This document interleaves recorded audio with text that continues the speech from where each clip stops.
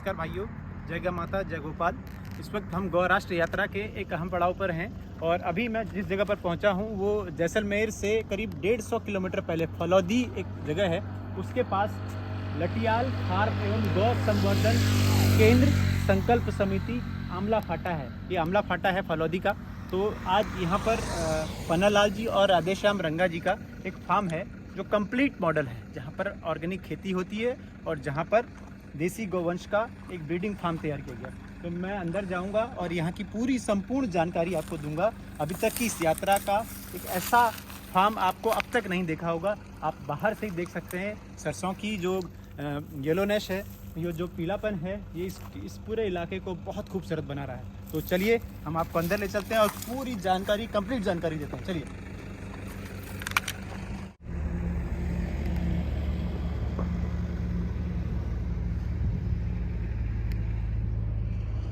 तो मैं पन्नालाल जी रंगा, राधेश्याम जी रंगा के फार्म हाउस के अंदर आ चुका हूँ।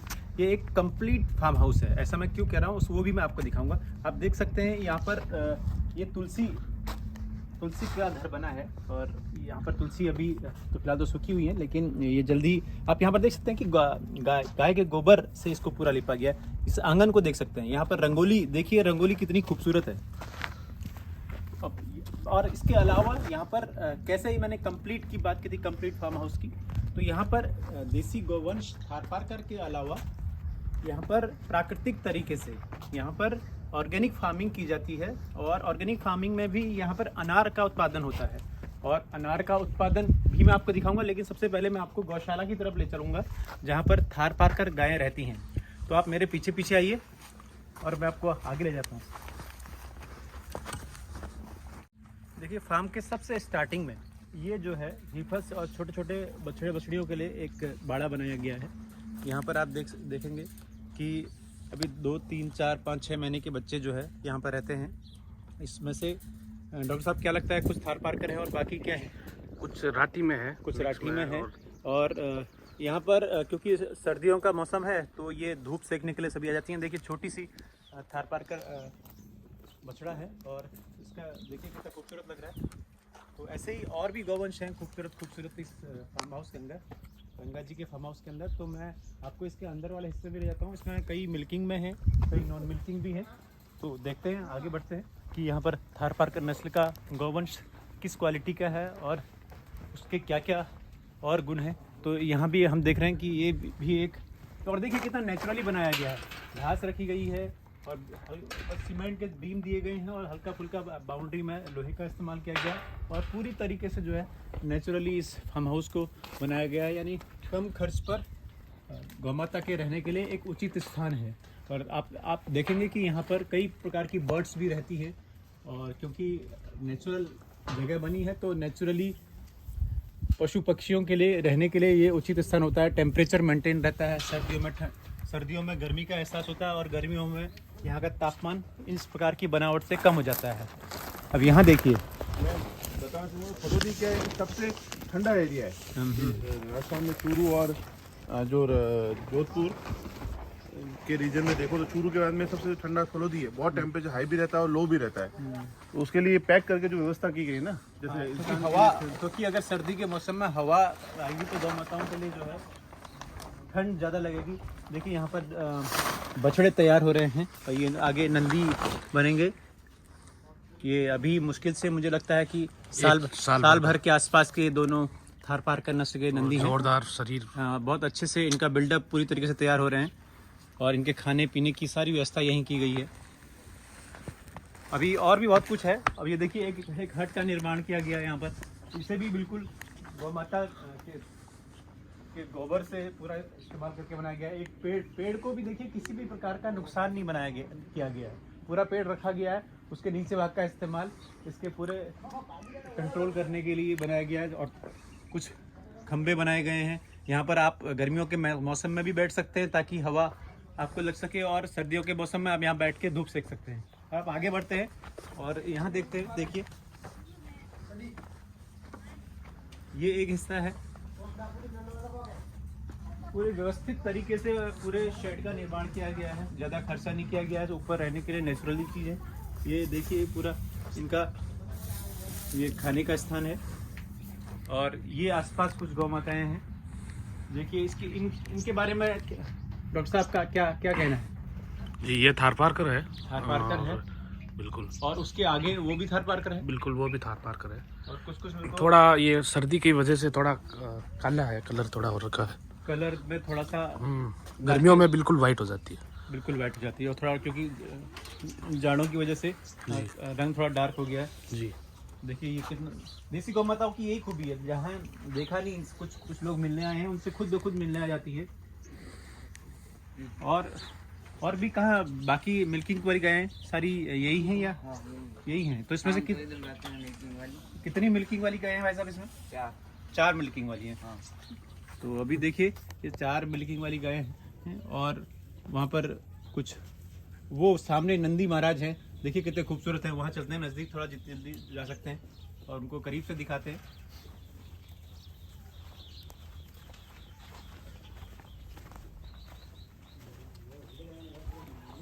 देखिए हम अंदर वाले हिस्से में आ गए हैं, वहाँ पर एक नंदी बैठे हुए हैं। पहले गाँवों में जो है ब्रीडिंग वाली जो ब्रीडिंग की पर ज़्यादा ध्यान नहीं दिया जाता था। काफ़ी पुराने वक्त में तो काफ़ी ध्यान दिया जाता था, लेकिन पिछले कुछ वक्त से छूट गई थी। लेकिन पन्नालाल जी ने इस पर काफ़ी ध्यान दिया है। अब यहाँ पर देखिए इस बाड़े में एक नंदी महाराज आए हैं और इनसे ही यहाँ पर ब्रीडिंग में ये मदद ली जाती है। और देखिए डॉक्टर साहब उसके इतने करीब गए हैं, कोई और बाकी नंदी होता तो शायद अपना गुस्सा दिखाता, लेकिन ये थारपारकर की खूबी है कि बहुत सौम्य किस्म के नंदी होते हैं जो अक्सर हम बात करते हैं। और डॉक्टर साहब इसके बारे में कुछ बताएंगे, लक्षण कैसा है? हम इस बाकी क्वालिटी राधे है। इसका नाम राधे है? राधे राधे राधे। और 3 साल का है ये। अच्छा। और माता का दूध भी शानदार है। पर डे का इसका है लगभग 14-15 लीटर पर डे का रिकॉर्ड है इसका। माँ अवतार बाबा जी घोषणा से लेके आए। अच्छा, तो अभी इसकी उम्र कितनी बताई? लगभग 3 साल। लगभग 3 साल। तो बाकी और इसके लक्षण क्या आपको? ये देखिए गलकंबल लंबा है और फोरहेड वगैरह सब एकदम प्योर थारपार परफेक्ट। देखिए एकदम हृष्ट और बिल्कुल शांत, कोई गुस्सा नहीं, कोई भी किसी तरह का तनाव नहीं। ये थोड़ा इनको रखने का जो स्थान है वो भी क्योंकि बहुत नेचुरल तैयार किया गया है। तो ऐसे माहौल में जब कोई भी गौवंश रहता है, हमारा देसी नस्ल की गायें रहती हैं, तो उनका अपने आप में अपब्रिंगिंग अच्छी होती है, वो खुश रहते हैं, तनाव नहीं रहते हैं। और जब इस प्रकार का दूध आम जनमानस पीता है इस तरह के माहौल में रहने वाले हमारी गौ माताओं का, तो वो दूध भी हमारे लिए बहुत ज़्यादा हेल्पफुल होता है। जैसे ये पानी की ये खेली है, ये देखिए। हाँ, इसका जैसे मार्केट से लेके आते हैं कैल्शियम के लिए जो भी है बकेट वगैरह, तो उससे अच्छा है आप चूना, सबसे ज़्यादा चूने में होता है कैल्शियम। तो ये चूने की वजह से इसका रंग इस तरह का हमें दिख रहा है क्या?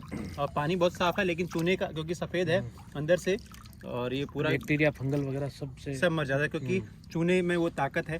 चूना अपने आप में कैल्शियम की कमी पूरी कर देता है। जब भी इनको लगता होगा कुछ शरीर में कैल्शियम की कमी आ रही है और प्यास लग रही है, तो यहाँ आके पानी पी के सारी चीज़ें करती हैं। और वो सामने वाला बाड़ा कैसा भैया? वहाँ कौन रहता है? वहाँ किस तरह के रहते हैं? बछड़े रहते हैं। हाँ। जो जिन्हें बुल बनाते हैं आप। हाँ। तो देखिए वो वाला बाड़ा जो है, उन बछड़ों को वहाँ रखा जाता है। ये देखिए अभी यहाँ पर राधे मेरे करीब, इतना करीब आ गया है और कह रहा है कि नहीं मुझे सहलाओ। तो अब इसकी इच्छा भी पूरी कर देते हैं। पहली बार मुझे लगा कि शायद मुझे मारने आ रहा है, लेकिन नहीं, राधे का ये गुण है, ये बहुत सौम्य है।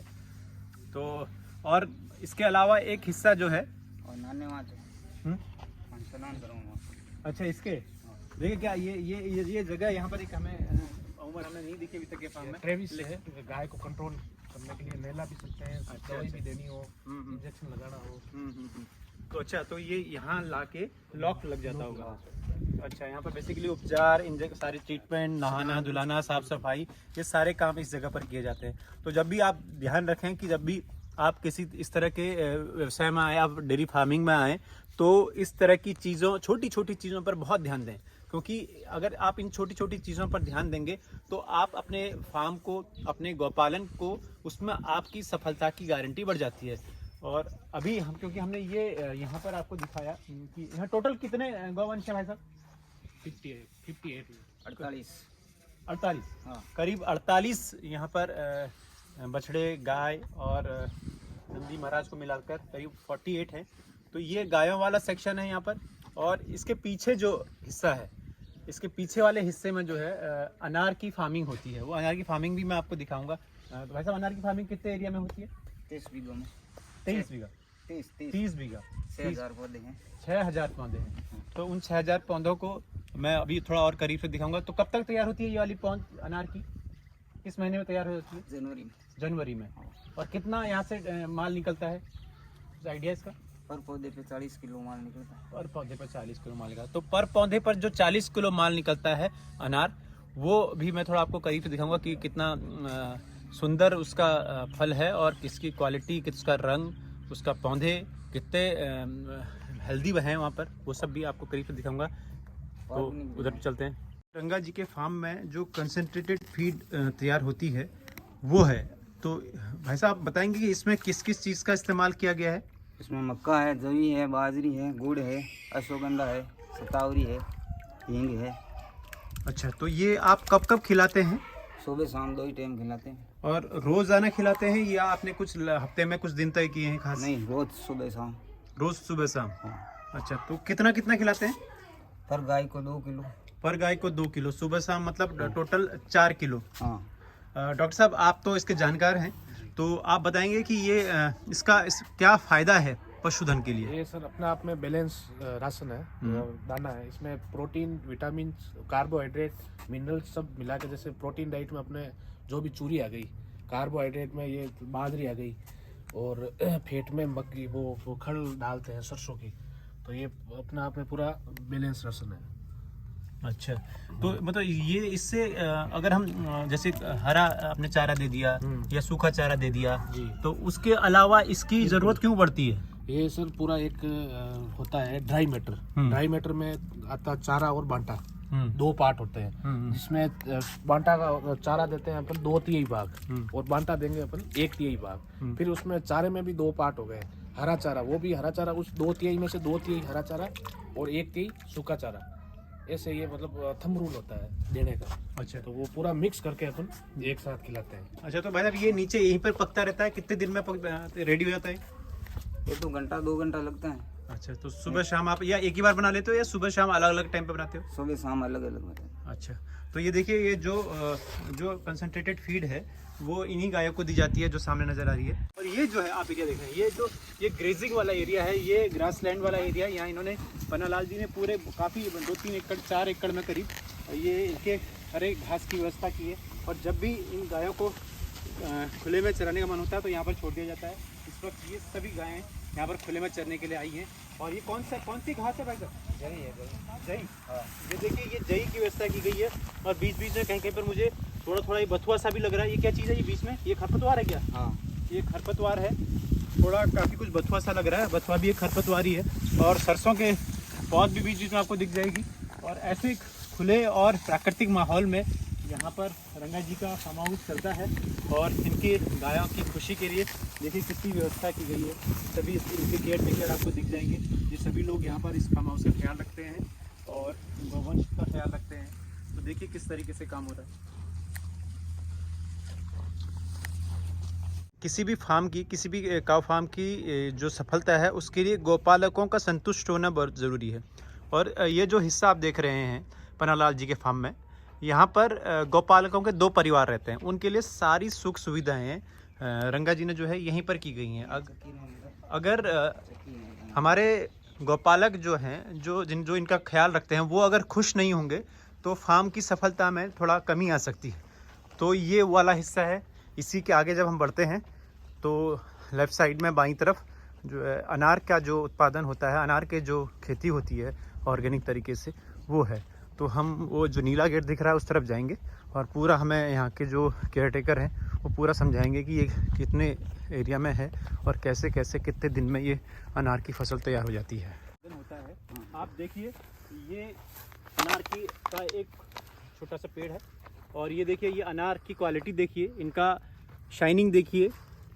और ये किसी भी तरह के केमिकल फर्टिलाइज़र से तैयार अनार नहीं है। ये ऑर्गेनिक तरीके से काऊ डंग, यूरिन और जीवामृत इस्तेमाल करते होंगे। मुझे लगता है जीवामृत के इस्तेमाल से ये क्वालिटी यहाँ पर तैयार हो रही है।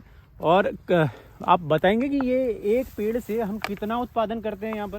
40 किलो। एक पेड़ से 40 किलो। हाँ। और कब यहाँ पर इस क्षेत्र में कब हमारी इस फसल को लगाते हैं और कब हम इनसे फिर उत्पादन ले लेते हैं?